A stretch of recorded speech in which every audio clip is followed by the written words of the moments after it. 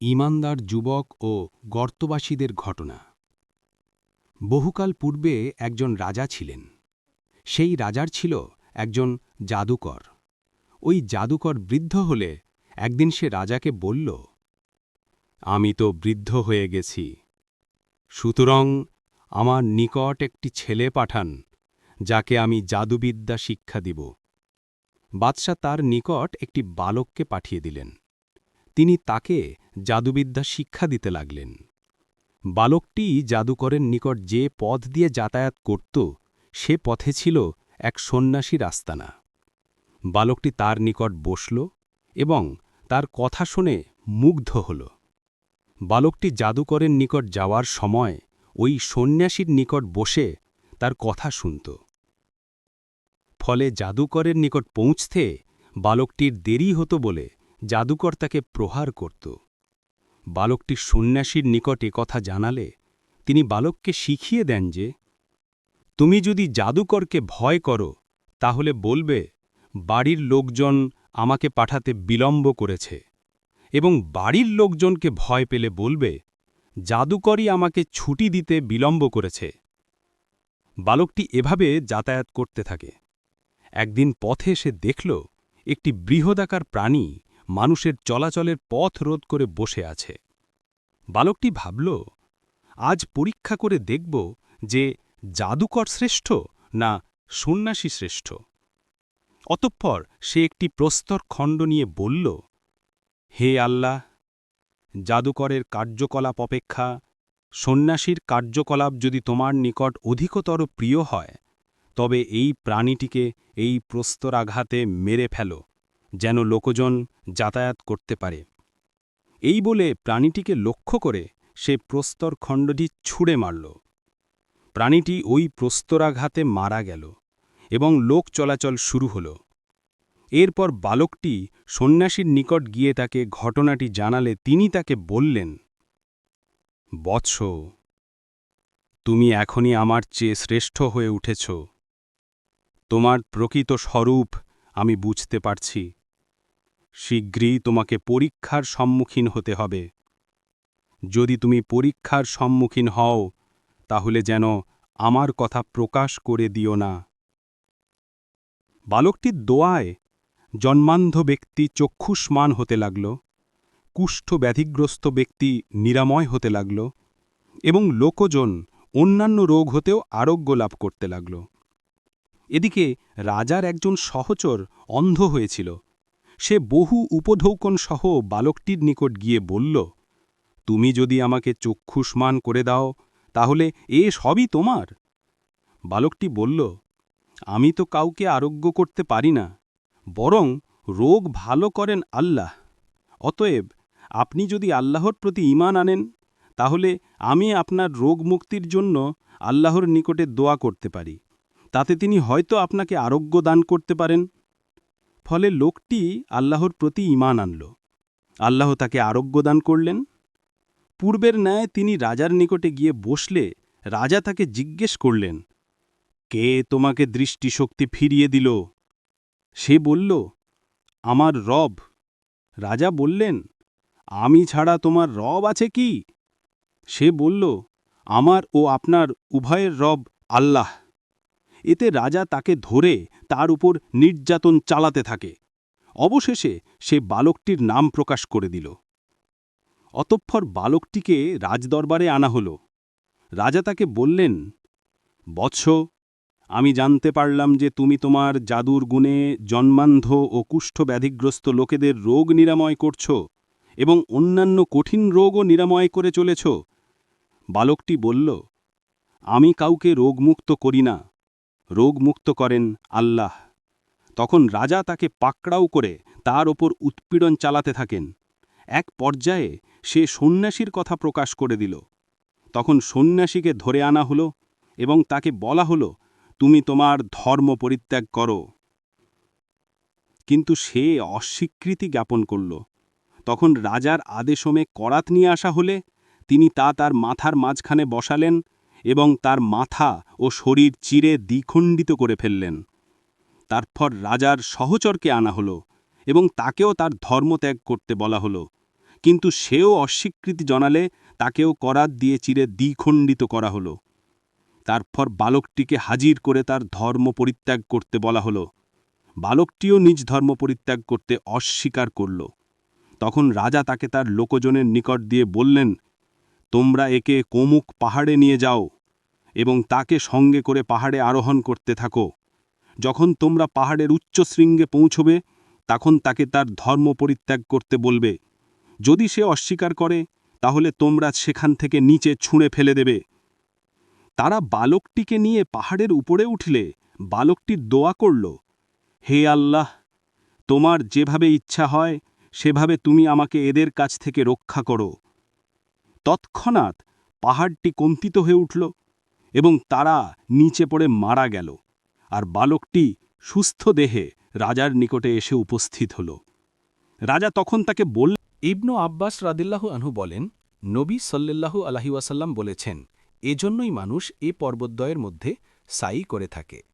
অতঃপর তিনি যখন মারোয়া পাহাড়ে উঠলেন তখন একটি শব্দ শুনতে পেলেন। তিনি নিজেকেই নিজে বললেন, একটু অপেক্ষা কর। তিনি মনোযোগ দিয়ে শুনলেন। তখন তিনি বললেন, তুমি তো তোমার শব্দ শুনিয়েছ, যদি তোমার নিকট কোনো সাহায্যকারী থাকে। হঠাৎ যেখানে জমজম কূপ অবস্থিত সেখানে তিনি একজন ফেরেশতা দেখতে পেলেন।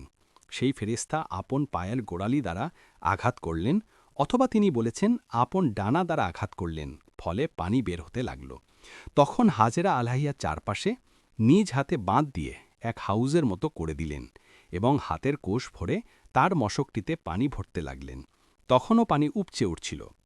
ইবনু আব্বাস রাদিয়াল্লাহু আনহু বলেন, নবী সাল্লাল্লাহু আলাইহি ওয়াসাল্লাম বলেছেন, ইসমাইলের মাকে আল্লাহ রহম করুন, যদি তিনি বাঁধ না দিয়ে জমজমকে এভাবে ছেড়ে দিতেন, কিংবা বলেছেন যদি কোষে ভরে পানি মশকে জমা না করতেন তাহলে জমজম একটি কূপ না হয়ে একটি প্রবাহমান ঝর্ণায় পরিণত হতো। রাবি বলেন, অতপর হাজেরা আলাইহিয়া পানি পান করলেন আর শিশুপুত্রকেও দুধ পান করালেন। তখন ফেরেশতা তাকে বললেন, আপনি ধ্বংসের কোনো আশঙ্কা করবেন না, কেননা এখানেই আল্লাহর ঘর রয়েছে। এ শিশুটি এবং তার পিতা দুজনে মিলেই এখানে ঘর নির্মাণ করবে এবং আল্লাহ তার আপনজনকে কখনো ধ্বংস করেন না। ওই সময় আল্লাহর ঘরের স্থানটি জমিন থেকে টিলার মতো উঁচু ছিল। বন্যা আসার ফলে তার ডানে বামে ভেঙে যাচ্ছিল। অতঃপর হাজেরা আলাইহিয়া এভাবেই দিন যাপন করছিলেন। অবশেষে জুরহুম গোত্রের একদল লোক তাদের কাজ দিয়ে অতিক্রম করছিল, অথবা রাবি বলেন, জুরহুম পরিবারের কিছু লোক কাদা নামক উঁচু ভূমির পথ ধরে এদিকে আসছিল। তারা মক্কায় নিচু ভূমিতে অবতরণ করল এবং তারা দেখতে পেল এক ঝাঁক পাখি চক্রাকারে উঠছে। তখন তারা বলল, নিশ্চয় এ পাখিগুলো পানির ওপর উঠছে। আমরাই ময়দানের পথ হয়ে বহুবার অতিক্রম করেছি, কিন্তু এখানে কোনো পানি ছিল না। তখন তারা একজন কি দুজন লোক সেখানে পাঠালো। তারা সেখানে গিয়েই পানি দেখতে পেল। তারা সেখান থেকে ফিরে এসে সকলকে পানির সংবাদ। মুহাম্মদ ইবনু ইসহাক আল মুসাইয়াবি রাহমাহুল্লাহ আবদুল্লাহ ইবনু উমার রাজিয়াহ এর সূত্রে রাসূলুল্লাহ সাল্লাল্লাহু আলাইহি ওয়াসাল্লাম থেকে বর্ণিত, তিনি বলেছেন, একসময় 3 লোক পথে হেঁটে চলতে চলতে ঝড় বৃষ্টি নেমে গেল। তখন তারা একটি পাহাড়ের গর্তে আশ্রয় নিল। ইতোমধ্যে পাহাড় হতে একটি পাথরখণ্ড খসে পড়ে তাদের গর্তে মুখ ঢেকে দিল। ফলে গর্তের মুখ বন্ধ হয়ে গেল। সে মুহূর্তে তারা পরস্পরকে বলতে লাগল, নিজ নিজ সৎ আমলের প্রতি খেয়াল করো, যা তোমরা আল্লাহ সম্পুষ্টি অর্জনের জন্য করেছ, এবং সে সৎকর্মের ওয়াসিলার মাধ্যমে আল্লাহর নিকট দোয়া করতে থাকো। এমন হতে পারে আল্লাহ তাআলা তোমাদের এ মহাবিপদ হতে নিষ্কৃতি দিবেন। তখন তাদের একজন বলল, হে আল্লাহ, আমার পিতামাতা ছিলেন বয়োবৃদ্ধ। আমার একজন স্ত্রী ও ছোট ছোট সন্তান সন্ততি ছিল। আমি তাদের জীবিকার জন্য মেষ বকরি মাঠে চরাতাম। সন্ধ্যায় ঘরে ফিরে এসে তাদের জন্য আমি সেগুলোর দুধ দহন করতাম, এবং আমি আমার সন্তানদের পূর্বে প্রথমেই আমার পিতামাতাকে দুধ পান করতাম। একদিন একটি গাছের সন্ধানে অনেক দূরে যেতে হলো, ফলে আমার ঘরে ফিরতে সন্ধ্যা হয়ে গেল।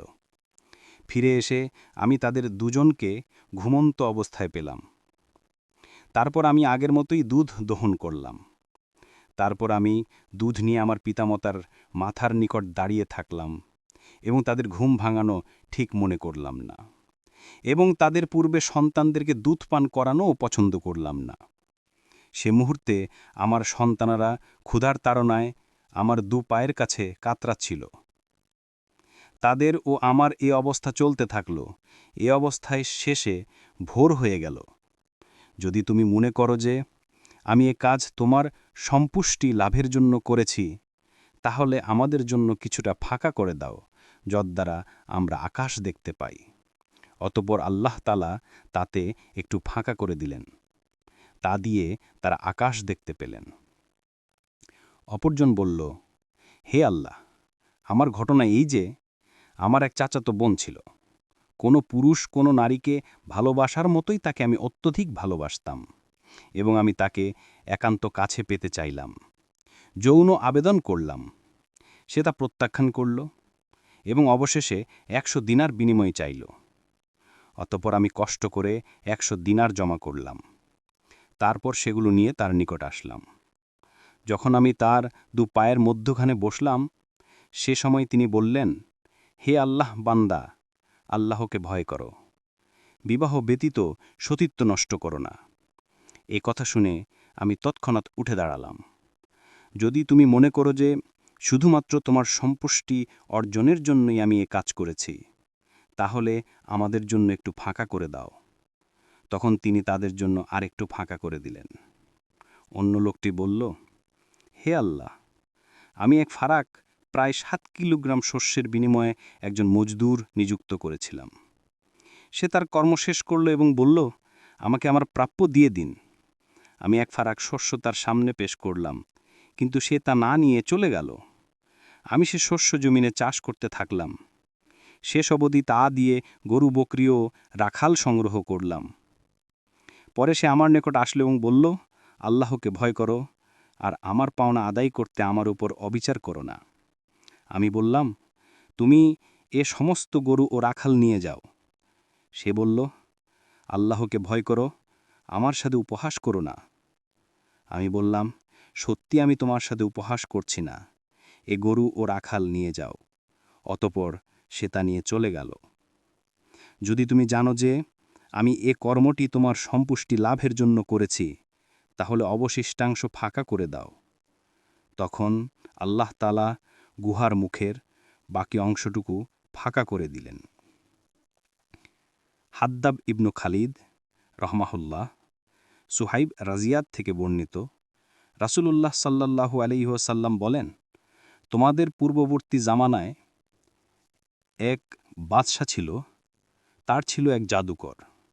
বার্ধক্যে পৌঁছে সে বাদশাকে বলল, আমি তো বৃদ্ধ হয়ে পড়েছি, সুতরাং একজন যুবককে আপনি আমার কাছে প্রেরণ করুন, যাকে আমি জাদুবিদ্যা শিক্ষা দিব। অতঃপর জাদুবিদ্যা শিক্ষা দেওয়ার জন্য বাদশা তার কাছে এক যুবককে প্রেরণ করল। বালকের যাত্রাপথে ছিল এক ধর্মযাজক। যুবক তার কাছে বসল এবং তার কথা শুনল। তার কথা যুবকের পছন্দ হল। তারপর যুবক জাদুকরের কাছে যাত্রাকালে সর্বদাই ধর্মযাজকের কাছে যেত এবং তার নিকট বসত। তারপর সে যখন জাদুকরের কাছে যেত, তখন সে তাকে মারধর করত। ফলে জাদুকরের ব্যাপারে সে ধর্মযাজকের কাছে অভিযোগ করল। তখন ধর্মযাজক বলল, বৎস, তোমার যদি জাদুকরের ব্যাপারে ভয় হয়, তবে বলবে, আমার পরিবারের লোকেরা আমাকে আসতে দেয়নি। আর যদি তুমি তোমার গৃহকর্তার ব্যাপারে আশঙ্কা বোধ করো, তবে বলবে, জাদুকর আমাকে বিলম্বে ছুটি দিয়েছে। এমনিভাবে চলতে থাকা অবস্থায় একদিন হঠাৎ সে একটি ভয়ঙ্কর হিংস্র প্রাণীর সম্মুখীন হল, যা লোকেদের পথ আটকে রেখেছিল। এ অবস্থা দেখে সে বলল, আজই জানতে পারব জাদুকর উত্তম না ধর্মযাজক উত্তম। অতঃপর একটি পাথর হাতে নিয়ে সে বলল, হে আল্লাহ, যদি জাদুকরের চেয়ে ধর্মযাজক আপনার কাছে পছন্দনীয় হয়, তবে পাথর আঘাতে হিংস্র প্রাণীটিকে নিঃশেষ করে দিন, যেন লোকজন চলাচল করতে পারে। অতঃপর সে সেটার প্রতি পাথর ছুঁড়ে দিল এবং সেটাকে মেরে ফেলল। ফলে লোকজন আবার যাতায়াত শুরু করল। এরপর সে ধর্মযাজকের কাছে এসে তাকে সম্পূর্ণ ঘটনা বলল। ধর্মযাজক বলল, বৎস, আজ তুমি আমার থেকেও শ্রেষ্ঠ। তোমার মর্যাদা এ পর্যন্ত পৌঁছেছে যা আমি দেখতে পাচ্ছি। তবে শীঘ্রই তুমি পরীক্ষার সম্মুখীন হবে। যদি পরীক্ষার মুখোমুখি হও, তবে আমার কথা গোপন রাখবে। এদিকে যুবক আল্লাহর হুকুমে জন্মান্ধ ও কুষ্ঠরোগীকে আরোগ্য দান করতে লাগল এবং লোকেদের সমুদায় রোগব্যাধির নিরাময় করতে লাগল। বাদশার পরিষদবর্গের এক লোক অন্ধ হয়ে গিয়েছিল। তার সংবাদ সে শুনতে পেয়ে বহু হাদিয়া ও উপঢৌকন নিয়ে তার নিকট আসল এবং তাকে বলল, তুমি যদি আমাকে আরোগ্য দান করতে পারো তাহলে এসব মাল আমি তোমাকে দিয়ে দিব। এ কথা শুনে যুবক বলল, আমি তো কাউকে আরোগ্য দান করতে পারি না, আরোগ্য তো দেন আল্লাহ তাআলা। তুমি যদি আল্লাহর উপর ঈমান আনো তবে আমি আল্লাহর কাছে দোয়া করব, আল্লাহ তোমাকে আরোগ্য দান করবেন। তারপর সে আল্লাহর উপর ঈমান আনল। আল্লাহ তাআলা তাকে রোগমুক্ত করে দিলেন। এরপর সে বাদশার কাছে এসে অন্যান্য দিনের মতোই এবারও বসল। বাদশা তাকে প্রশ্ন করল, কে তোমার দৃষ্টিশক্তি ফিরিয়ে দিয়েছে? সে বলল, আমার পালনকর্তা। এ কথা শুনে বাদশা আবার তাকে প্রশ্ন করল, আমি ছাড়া তোমার অন্য কোনো পালনকর্তাও কি আছেন? সে বলল, আমারও আপনার সকলের প্রতিপালকই মহান আল্লাহ রাব্বুল আলামিন। মুসা আলাইহিস সালাম বললেন, তারা এমন মানুষ যে আমরা তাদের নিকট আসলাম, তারা আমাদেরকে না খাবার দিল না আমাদের আতিথ্য করল, আর আপনি এদের দেয়াল সোজা করতে গেলেন। আপনি ইচ্ছা করলে এর বদলে মজুরি গ্রহণ করতে পারতেন। খাজির আলাইহিস সালাম বললেন, এখানে আপনারও আমার মধ্যে বিচ্ছেদ হল, তবে এখনই আমি আপনাকে জ্ঞাত করছি ওসব কথার রহস্য, যেসব বিষয়ে আপনি ধৈর্য ধরতে পারেননি। নবী সাল্লাল্লাহু আলাইহি ওয়াসাল্লাম বলেছেন, আমাদের তো ইচ্ছা যে মুসা আলাইহিস সালাম ধৈর্য ধরলে আমাদের নিকট তাদের আরও অনেক অধিক খবর বর্ণনা করা হতো। সুফিয়ান রাদিয়াল্লাহু বর্ণনা করেন, নবী সাল্লাল্লাহু আলাইহি ওয়াসাল্লাম বলেছেন, আল্লাহ মুসা আলাইহিস সালামের উপর রহমত বর্ষণ করুন। তিনি যদি ধৈর্য ধরতেন তাহলে তাদের উভয়ের ব্যাপারে আমাদের নিকট আরও অনেক ঘটনা জানানো হতো।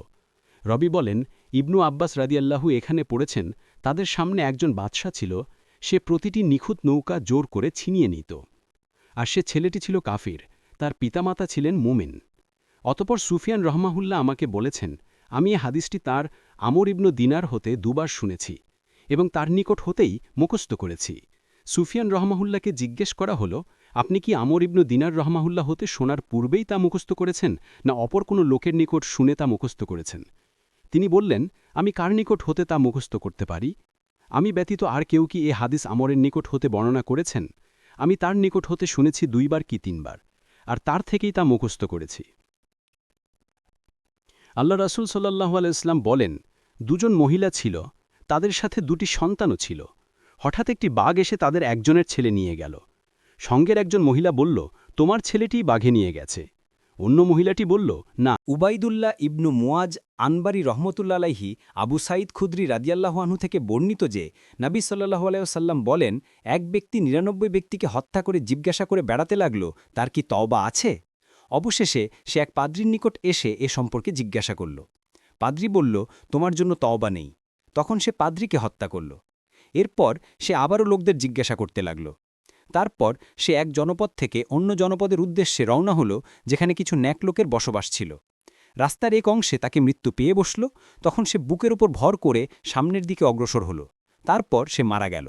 তখন রহমতের ফিরিস্তা ও আজাবের ফিরিস্তা তার সম্পর্কে বিবাদে লিপ্ত হল। তখন দেখা গেল যে সে নেক লোকদের জনপদের দিকে এক বিঘত পরিমাণ নিকটবর্তী রয়েছে, তাই তাকে তাদেরই অন্তর্ভুক্ত গণ্য করা হল। হাদ্দাব ইবনু খালেদ রহমতুল্লা আলাইহি সুহাইব রদিয়াল্লাহু আনহু থেকে বর্ণিত যে রাসূল সাল্লাল্লাহু আলাইহি ওয়াসাল্লাম বলেন, তোমাদের পূর্ববর্তী যুগে এক বাদশা ছিল, তার ছিল এক জাদুকর। বার্ধক্যে উপনীত হয়ে সে বাদশাকে বলল, আমি তো বৃদ্ধ হয়ে পড়েছি, সুতরাং একজন কিশোরকে আপনি আমার নিকট পাঠিয়ে দিন, যাকে আমি জাদুবিদ্যা শিক্ষা দিব। তখন জাদুবিদ্যা শিক্ষা দেওয়ার জন্য বাদশা তার নিকট এক কিশোরকে পাঠাল। বালকের যাত্রাপথে ছিল এক পাদ্রী। বালক তার নিকট বসল এবং তার কথা শুনল। তার কথা বালকের পছন্দ হল। অতঃপর বালক জাদুকরের নিকট যাত্রাকালে সর্বদাই পাদ্রীর নিকট যেত এবং তার নিকট বসত।